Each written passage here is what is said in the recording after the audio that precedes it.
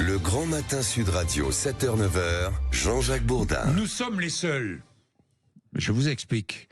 Sud Radio est la seule radio à ouvrir son antenne et à proposer une émission consacrée au handicap. Avec nous ce matin, Anthony Martin-Smith. Bonjour. Bonjour Jean-Jacques. Vous êtes non-voyant, vous êtes entrepreneur, double médaillé olympique en judo, médaillé international, journaliste. Vous avez officié cet été à l'occasion des Jeux Olympiques. Anthony Martin-Smith, démarrage demain samedi sur Sud Radio d'une nouvelle émission qui s'appelle Sud Radio. Faut que ça change. Faut que ça change. Propose tous les samedis un débat sans concession sur les réalités vécues par, je rappelle, 12 millions de Français concernés par un handicap.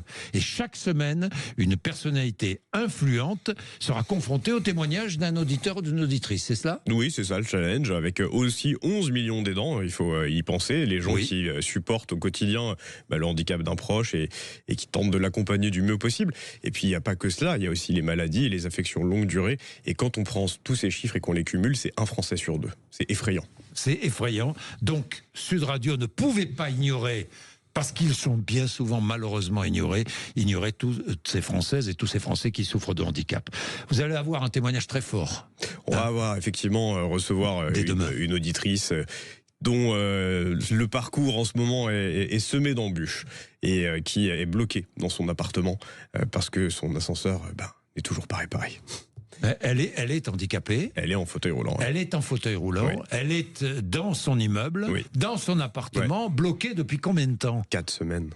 Depuis 4 semaines. Ouais, 4 semaines. Et l'ascensoriste ne fait rien Le bailleur apparemment fait la sourde oreille. On tâchera d'en savoir plus demain. L'agence apparemment ferait aussi la sourde oreille. Et l'ascensoriste ne réagirait pas. Ou en tout cas se réfugierait derrière un motif. Là aussi on le vérifiera. Qui serait que les pièces de l'ascenseur de rechange ne seraient pas disponibles. Oui. Alors cette auditrice sera confrontée aussi à Charlotte Parmentier-Lecoq, qui est ministre déléguée chargée des personnes handicapées. Tout à fait, et on va essayer de voir comment, ensemble, elles peuvent trouver une solution, déjà pour cette jeune femme, mais aussi pour les milliers d'autres personnes qui sont dans cette situation totalement inacceptable et totalement inentendable après les Jeux Paralympiques. En tout cas, c'est ce qu'on croit. Et quelles sont les thématiques que vous allez aborder dans l'émission ? Évidemment, on va revenir sur les Jeux Paralympiques. On va aussi parler de ce couac, probablement, qui en était un, du gouvernement Barnier qui n'avait pas mis de portefeuille sur le handicap à sa première mouture. On reviendra sur la semaine européenne pour l'emploi des personnes handicapées, faire le bilan. Et puis, on fera un bilan sur la promesse de campagne d'Emmanuel Macron, sur l'allocation à l'adulte handicapé et sa déconjugalisation, puisqu'avant, on tenait compte du revenu du conjoint dans les ressources que l'on pouvait adressé en termes de solidarité à la personne en situation de handicap. Et puis on parlera revalorisation, de seuil de pauvreté.